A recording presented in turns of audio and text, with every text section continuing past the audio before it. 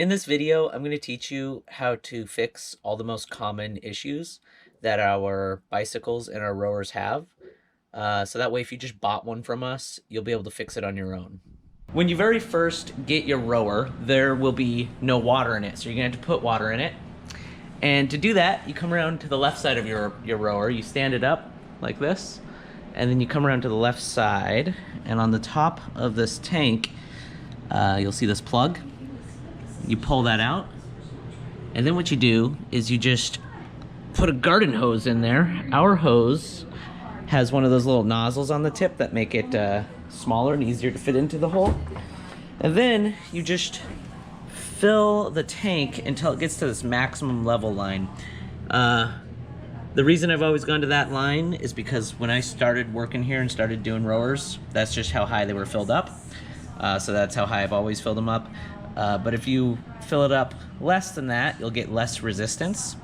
And then also, after you fill this with water, you're going to want to put a chlorine tablet in there to keep microorganisms from growing inside. The most common issue with rowers, people will say like they have slack, or they're just not returning quick enough, or they feel like they're getting gummed up. And most of the time, the strap is just not on this pulley like this.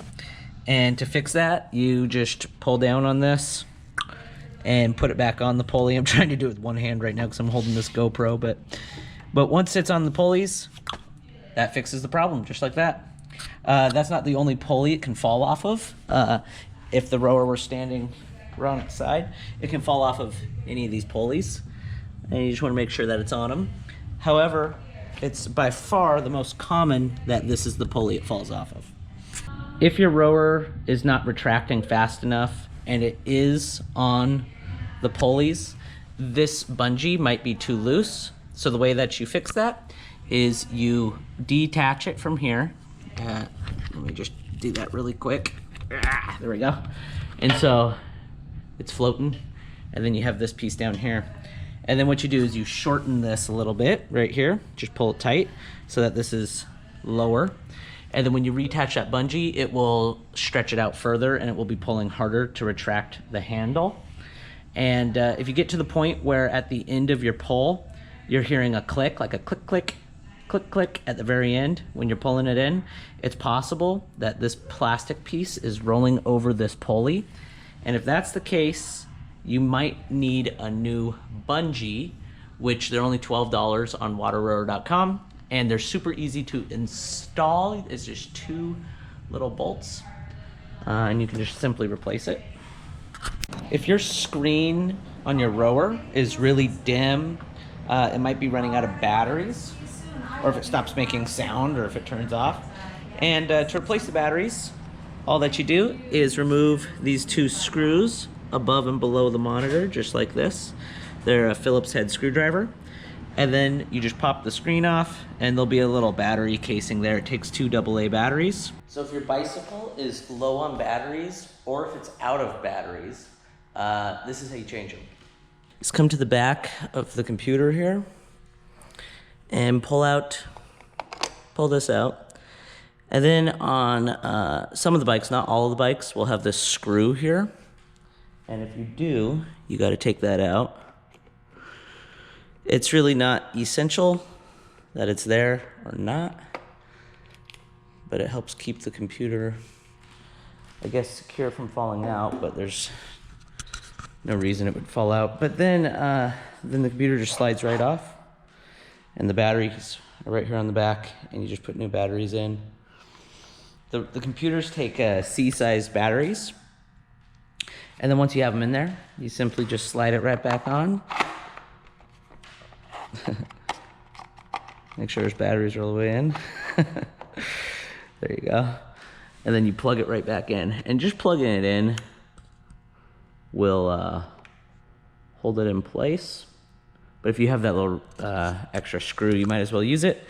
Also, something I like to do sometimes, some of the bikes look like this when you plug them back in. And some of the bikes have a little plastic one like this. It looks a little bit different. And this little plastic one is easier to plug all the way in. If you have one of the bikes that look like this. I like to take the flat end of a screwdriver, the flat head, and just kind of push on each end gently to make sure it's all the way in. And yeah, there you go, new batteries. When you put these screws back in the back of the computer, they really don't need to be very tight. So just saying, you don't want to way over tighten them and strip them out or anything. It's completely pointless. Their job is so minuscule. They're just, as long as they're in there, they work, so. If your bike is clicking like this when you pedal, it's just this piece of plastic rubbing against the flywheel, rubbing against this wheel. So all you gotta do is unscrew these a little bit, pull this slightly out, and then tighten it back down and it won't clip. In fact, just now, just pulling that just now, I just fixed it, but you'll have to tighten those down. If you're pedaling your bicycle and the chain is all noisy, it might need to be lubricated. And so to do that, you take a can of some sort of chain lube. We're actually out now. We used them up, lubing up these chains, but there's this hole right here in the back of the chain guard. And what you do is you just put the tip of the straw in there, you get the pedals moving so that the chain is moving, and you just spray some chain lube in there, and that'll lube up your bike chain. If your bicycle is wobbly and not sturdy on the ground, this one's really sturdy, so it's not a good example. But if you go to shake your bike and it's thud, thud, thud, left and right, that's because these 4 little foot pegs aren't touching evenly on the ground.